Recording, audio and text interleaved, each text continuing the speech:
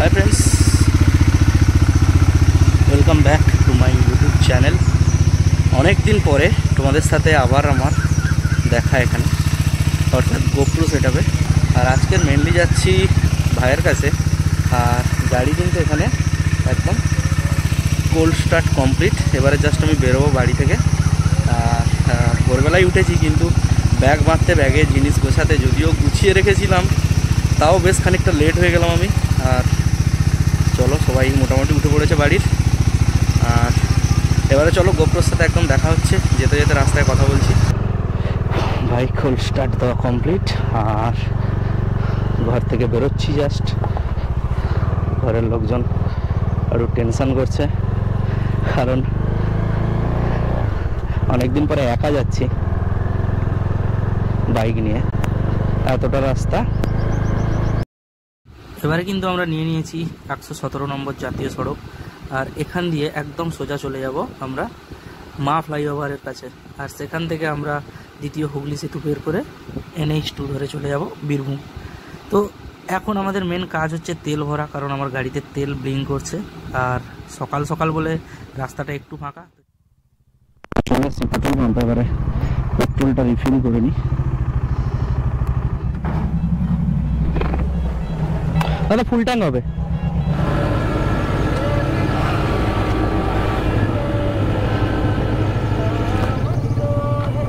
কত? 500 দিলে? লিটার আমার থেকে অ্যামাউন্ট হবে।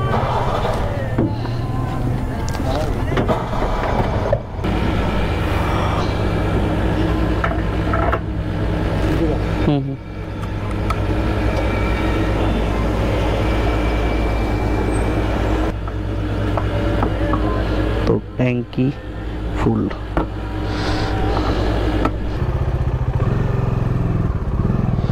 বন্ধুরা, যারা আমরা বাইক চালাই তাদের কাছে এই যে পেট্রোলের দাগটা একদম পুরো কমপ্লিট হয়ে থাকে,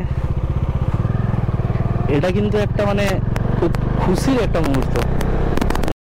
অনেক দিন পরে সকাল সকাল বেরিয়ে পড়েছি বেশ খানিকটা লং রাইডের জন্য। যদিও এটা খুব লং রাইড না, তাও বেশ অনেক দিন পরে ভালোই লাগছে। আর এত সকালে তো বহুদিন পরেই বেরোলাম। দেখতে দেখতে কিন্তু চলে এলাম কামালগাজী বাইপাস, অর্থাৎ বারুইপুর যে রোডটা, এটা সোজা একদম এয়ারপোর্টকে কানেক্ট করছে। এবারে চলে এসেছি মা ফ্লাইওভারের পুরো কাছাকাছি। আর কলকাতা ক্রস করতে এই মা ফ্লাইওভারটাই আমরা নেব, কারণ কলকাতার মধ্যে যে জ্যাম, সেই জ্যামটা আমরা না নিয়ে ফ্লাইওভার দিয়ে পুরো একদম চলে যাব আমরা SSKM এর সামনে দিয়ে হুগলি সেতুর উপরে। তো চলো এবারে মা ফ্লাইওভারটা নিয়ে নিই। এবারে সামনে যে ব্যানারটা দেখা যাচ্ছে, এখান থেকে আমরা যদি সোজা চলে যাই তো চলে যাব উল্টোডাঙ্গা হয়ে এয়ারপোর্ট। আর আমরা নিয়ে নেব এই ফ্লাইওভারের রাস্তাটা। আর সকাল সকাল সত্যি কলকাতায় যেমন গাড়ির চাপ কম, তেমন সুন্দর পরিষ্কার আকাশ আর দারুণ লাগছে। দেখো কি সুন্দর জল, যেন একদম শান্ত, আর আকাশে ছোট ছোট মেঘের মেলা, দারুণ লাগছে। আর এই মা ফ্লাইওভার শেষ করে কিন্তু আমরা নিয়ে নিয়েছি বিদ্যাসাগর সেতুর পুরো সামনে, SSKM এর সামনে। বিদ্যাসাগর সেতু ওঠার আগে যে জ্যামটা পেলাম, এখানেই প্রায় 13 থেকে 14 মিনিট কিন্তু এই জ্যামের মধ্যেই আছি আপাতত অবস্থা। একটু যাই আটকে যাই, একটু যাই আটকে যাই। যদিও এটা সিগন্যাল, আর এত কিন্তু অবস্থা খারাপ করে দিয়েছে। আর কি করা, কিছু করার নেই। চলো এবার বিদ্যাসাগর উঠবো আমি। এটাকে একটু কালার করে দিলে হয়তো ভালো লাগতো, কারণ রাতে তো আলো জ্বলে, দিনের বেলা বোঝা যায় না খুব একটা। দেখতেই পাচ্ছ একটা আন্দুল রোড, GT রোড আছে, আর একটা কিন্তু কোনা এক্সপ্রেসওয়ে।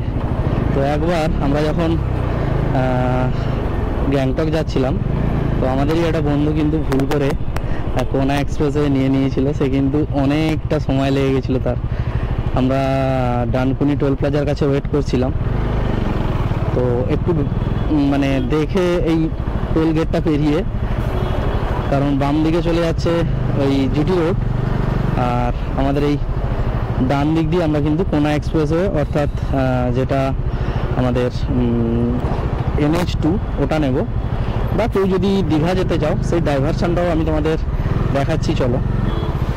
এই যে নিচের রাস্তাটা চলে যাচ্ছে এই ফ্লাইওভারের জাস্ট সাইড দিয়ে, এই রাস্তাটা চলে যাচ্ছে দীঘার দিকে, অর্থাৎ কোলাঘাট হয়ে দীঘার দিকে। এই যে রাস্তাটা দেখো বাঁকটা বেঁকেছে এই যে সামনে দিয়ে, এই বাঁকটা থেকে অর্থাৎ আমি যে রাস্তায় আছি জাস্ট লেনে বাম সাইডে যে লেনটা আছে এই লেনটা দিয়ে নেমে গেলেই কিন্তু দীঘার রাস্তা, কোলাঘাটের রাস্তা। ওই যে রাস্তাটা দেখা যাচ্ছে এটাই কিন্তু অনেকে ভুল করে ফেলে। আর আমরা সোজা চলে গেলে একদম বর্ধমান দুর্গাপুর হয়ে সোজা চলে যাব দিল্লি।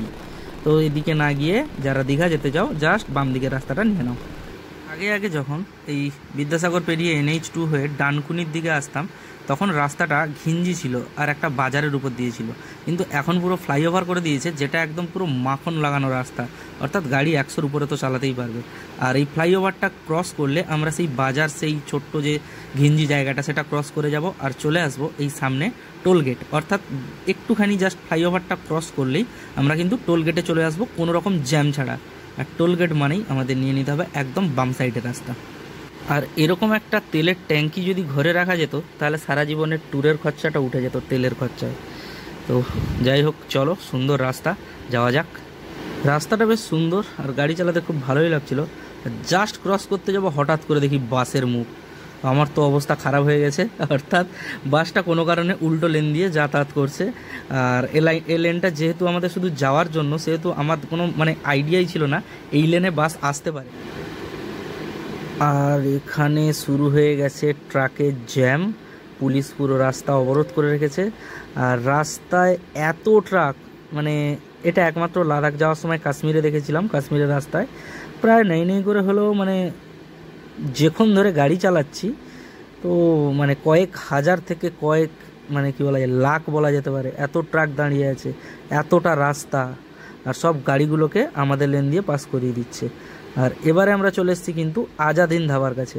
এবারে আমরা আজাদ হিন্দ ধাবায় ঢুকবো আর এখানে আমরা কিন্তু আমাদের টিফিনটা সারবো। রাস্তা তো একটু ভুল হয়ে গেল, এই দেখো এখানে কিন্তু প্রায় সবাই আছে জেট 900। তো সেই চেনা পরিচিত পুরনো আজাদ হিন্দ ধাবা, এখানে চলো আমরা টিফিনটা সারি।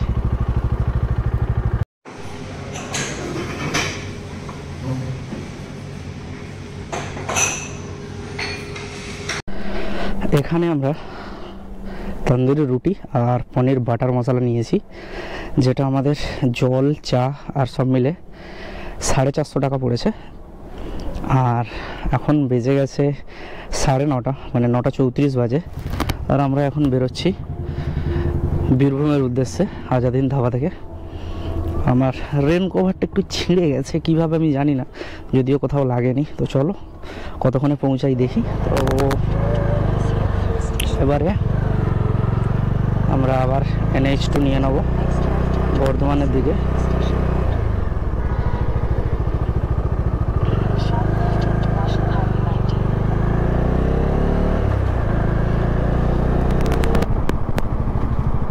কি অবস্থা!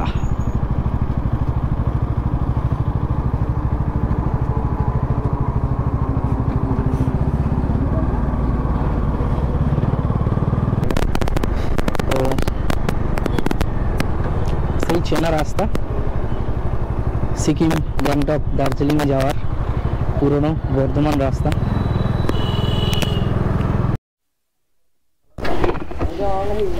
তো এই পেট্রোল পাম্পেই অরুণাচল যাওয়ার সময় একবার তেল ভরেছিলাম, তো সেখানেই আবার ভরলাম। তো এটা কাটাও রুট। আর কত টাকার তেল ভরি দেখি।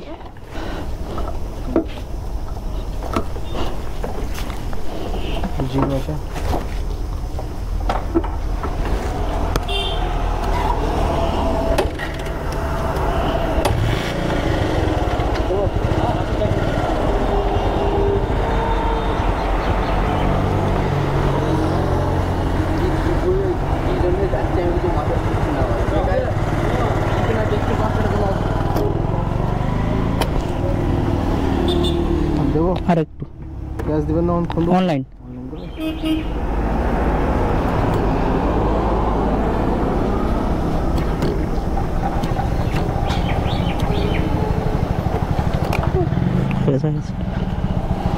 আপনার হয়েছে 862 টাকা। ঠিক আছে,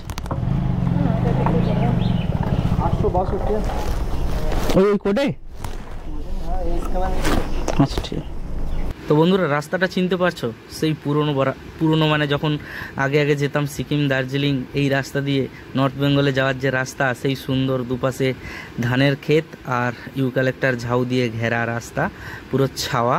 এই রাস্তাটায় কিন্তু আমাদের প্রচুর স্মৃতি আছে, প্রচুর দাঁড়ানো হয়েছে, জল খাওয়া হয়েছে, টিফিন খাওয়া হয়েছে। সেই পুরনো রাস্তা অনেক দিন পরে দেখে খুবই ভালো লাগছে, আরও সুন্দর হয়ে গেছে। আর যেহেতু বর্ষার সময় গাছগুলো যেন বেশি সবুজ হয়ে গেছে আর সৌন্দর্যকে আরও বাড়িয়ে দিয়েছে। তো দেখো রাস্তাগুলো। তবে এই রাস্তায় একটা প্রবলেম এখন হয়ে গেছে, সেটা হলো প্রচুর বাম্পার দিয়েছে, মানে অসম্ভব টাইপের বাম্পার। মানে এতক্ষণ যে এলাম, এত বাম্পার ছিল, বিরক্ত লাগছিল চালাতে। আর ক্লাস চিপে চিপে তো মোটামুটি হাতের অবস্থা খারাপ হয়ে গেছে, আঙুলগুলো পুরো ব্যথা হয়ে গেছে।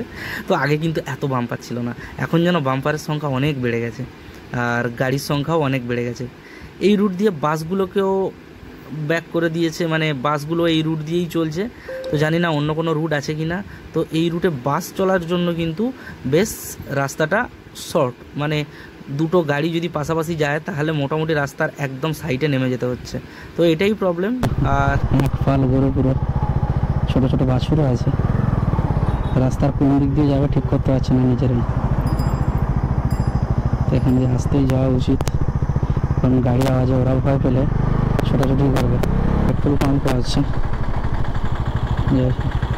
ওই বট গাছের ছাওয়ায় দাঁড়িয়ে আমি মারবো। ও হো, বুঝে গেছি, এই জায়গাটা সামনে একটা রেল লাইনের ক্রসিং আছে, ওই যে দেখা যাচ্ছে। এর আগে রাস্তা দিয়েই এসছি, এটা দিয়ে সোজা গেলে একদম মোরগ্রাম পড়বে।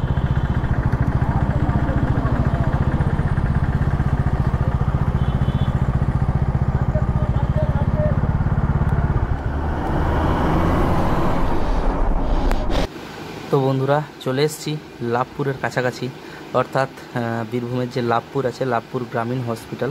তো ওখানেই মেনলি যাব, ওখানে ভাই থাকে। তো আমরা চলে এসেছি সেই লাভপুরের কাছে। আর লাভপুরে এই সুন্দর একটা ব্রিজ কিন্তু নতুন তৈরি হয়েছে, খুব বেশি দিন হয়নি, অর্থাৎ 2-1 বছরই হয়েছে। তো এটা পুরো বিভিন্ন যে ভালো ভালো পাহাড়ি জায়গা আছে সেই সব জায়গার মতোই সুন্দর, অর্থাৎ এটা বেশ উঁচু, নিচ দিয়ে চলে গেছে নদী আর সাইডে ট্রেনের ব্রিজ। তো ট্রেন কিন্তু এর উপর দিয়ে যখন যায় তখন কিন্তু এই ব্রিজ থেকে যখন বাইক চালানো হয় খুব সুন্দর লাগে। তো যদিও সেই সৌভাগ্য এখন নেই, কারণ ব্রিজে আমরা আছি কিন্তু ট্রেন নেই। তো যাই হোক, চলে এসেছি বন্ধুরা। তো এখানে একটা মন্দিরে এসেছি, ফুল্লরা দেবীর মন্দির বলে, যেটা হচ্ছে আমাদের টোটাল 51টা যে সতীপীঠ আছে তার মধ্যে এখানে একটা অংশ পড়েছিল দেবীর, সেই জন্য এটা হচ্ছে ফুল্লরা দেবী সতীপীঠ নামে পরিচিত। তো এর কিছু ইনফরমেশান এখানে আছে, তোমরা দেখতে পারো।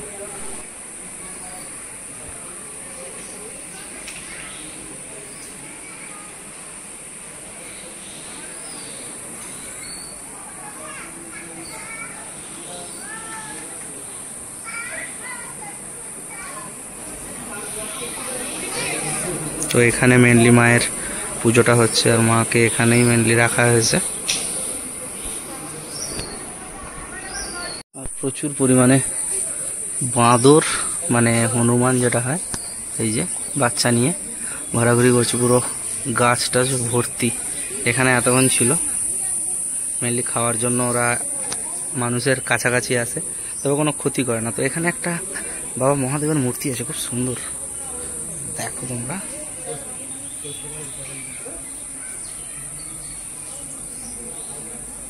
তো এবারে কিন্তু আমাদের খাওয়া দাওয়ার পালা, অর্থাৎ রাত্রে ডিনার যে করব সেটার জন্য আমরা কিন্তু প্রস্তুতি নিচ্ছিলাম। আর এখান থেকে একদম পিওর দেশি মুরগি কিন্তু নিয়েছি, যেটা নিয়েছিল 400 টাকা করে। আর সেটা ছাড়িয়ে এই দাদারা খুব সুন্দর করে আমাদের রেডি করে দিচ্ছিল। আর মুরগি কিন্তু 1 কেজিও যায়নি, 800। 1 কেজি মুরগি খুঁজছিলাম কিন্তু পাইনি। তো যেহেতু দেশি মুরগি গায়ে লোম ভর্তি, তো এইরকমভাবে পুড়িয়ে কিন্তু লোমগুলোকে মানে নির্মূল করে দেওয়া হচ্ছে। তারপর আমাদের ছোট ছোট করে কেটে দেওয়া হবে, অর্থাৎ দাদা বলেছে যে কেটে দেবে, কারণ আমাদের কাটার কোনো জায়গা ছিল না সেরকম। রান্না করার অবশ্যই জায়গা ছিল। আর তোমরা সবাই জানো, যেখানেই আমি যাই রান্না করতে আমার ভালো লাগে, রান্না করতে খুব ভালোবাসি। তো এটাকে সুন্দর করে কষা করব। তো বন্ধুরা, আজকের ভিডিওটা এখানেই শেষ করছি। স্টে টিউন করো চ্যানেলে পরের ইন্টারেস্টিং ভিডিওর জন্য। ততক্ষণ টাটা, সেফলি রাইড করো।